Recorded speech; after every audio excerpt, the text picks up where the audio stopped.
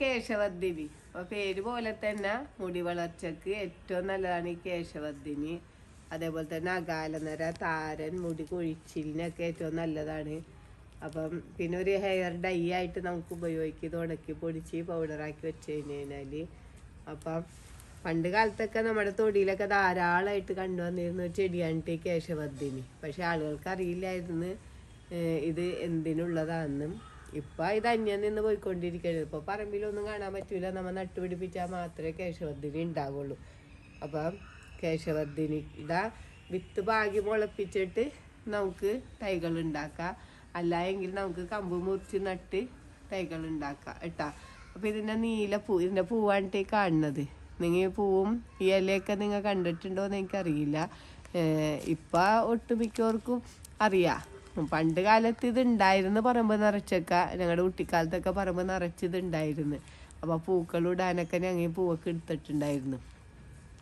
പക്ഷെ അന്നൊന്നും നമുക്ക് ഇതിൻ്റെ ഗുണങ്ങളൊന്നും അറിയില്ലായിരുന്നു. ഇപ്പോഴാണ് നമുക്ക് ഇതിൻ്റെ ഗുണങ്ങളൊക്കെ അറിഞ്ഞത്. അപ്പം നമ്മ ഇതെങ്ങനെയാണ് ഉപയോഗിക്കേണ്ടതെന്ന് വെച്ച് കഴിഞ്ഞാൽ ഇപ്പം നമുക്ക് അകാലനര, ഇപ്പം എല്ലാവർക്കും അകാലനരയാണ് മെയിനായിട്ടുള്ള പ്രശ്നം. പിന്നെ അപ്പം അകാലനരയൊക്കെ ഉള്ളവരിപ്പോൾ കണ്ട ഈ കേശവർദ്ധിനിയുടെ നമുക്ക് അതിലിട്ട് ഇതാക്കുമ്പോൾ ഇതിൻ്റെ ചാറ് കിട്ടും. കണ്ട ഇതേപോലെ ചാറ് കിട്ടും. അപ്പം അത് നേരമുള്ള ഭാഗത്ത് നമ്മ ഇങ്ങനെ തേച്ച് കൊടുക്കുക. പിന്നെ നമുക്കിതിൻ്റെ ഓയിൽ ഉണ്ടാക്കാം. പിന്നെ അപ്പോൾ ഓയിൽ ഉണ്ടാക്കണത് എങ്ങനെയാണെന്ന് വെച്ച് കഴിഞ്ഞാൽ നമ്മതിൻ്റെ ഇലയും തണ്ടും വേരൊഴികെയുള്ള ഭാഗങ്ങൾ നമ്മൾ നന്നായിട്ട് അരച്ചെടുക്കുക. എന്നിട്ട് ഇപ്പം 100 ml ഈ ചാറ് കിട്ടിയെങ്കിൽ 200 ml വെളിച്ചെണ്ണയും കൂടി ചേർത്തിട്ട് അടുപ്പിൽ വെച്ച് നന്നായിട്ട് ഇളക്കിയിട്ട് നമുക്കൊരു പച്ച നിറാവും.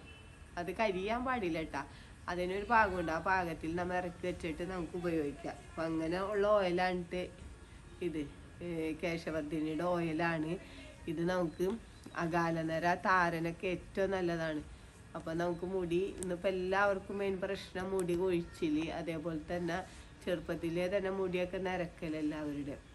പ്രായമായിട്ട് നരക്കണതിൻ്റെ അല്ല, ചെറുപ്പത്തിലേ നരക്കൽ. അപ്പം ഇത് നരച്ച് തുടങ്ങുമ്പോൾ നിര വരുമ്പോൾ തുടങ്ങി നമ്മൾ ഉപയോഗിക്കുകയാണെങ്കിൽ ആ നിരയൊക്കെ മാറിക്കിട്ടും. അതേപോലെ തന്നെ മുടി കൊഴിച്ചിൽ മാറിക്കിട്ടും. പിന്നെ മുടി നന്നായിട്ട് തഴച്ച് വളരും.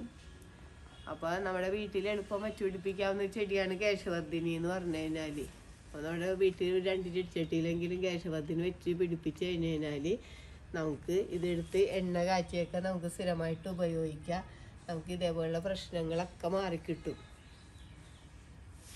പിന്നെ നമുക്കിതൊരു കുറ്റിച്ചെടിയായിട്ട് ഇങ്ങനെ വളരണതാണ് കേട്ടാ.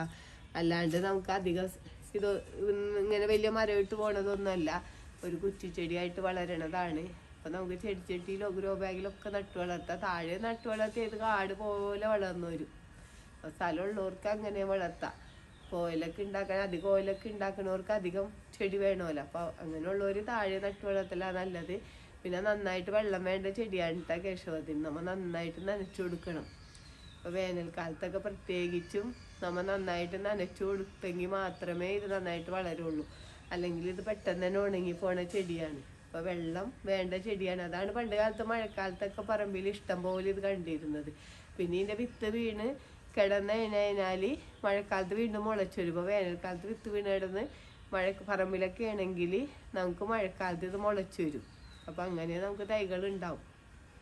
തൈകൾ പിടിപ്പിക്കാനായിട്ട് യാതൊരു പ്രയാസമില്ല. കാരണം ഇതിൻ്റെ കമ്പ് മുറിച്ച് നട്ടുകഴിഞ്ഞാൽ പെട്ടെന്ന് തന്നെ വേര് പിടിക്കുന്ന ചെടിയാണ് കേശവർദ്ധിനി. അപ്പോൾ നമുക്ക് തൈകൾ പിടിപ്പിക്കാനൊന്നും പ്രയാസമില്ല. അപ്പോൾ തൈകളൊക്കെ നമുക്ക് മേടിക്കാൻ കിട്ടും. അപ്പോൾ മേടിക്കാൻ കിട്ടും. തൈയൊക്കെ മേടിച്ച് എല്ലാവരും നടണം. ഈ വീഡിയോ പറ്റി എന്തെങ്കിലും അഭിപ്രായങ്ങളോ സംശയങ്ങളോ ഉണ്ടെങ്കിൽ വീഡിയോക്ക് താഴെ കമൻറ്റ് ചെയ്യുക. വീഡിയോ ഇഷ്ടപ്പെട്ടാൽ ലൈക്ക് ചെയ്യുക. വീഡിയോ ഇഷ്ടപ്പെട്ടാൽ ഷെയർ ചെയ്യുക.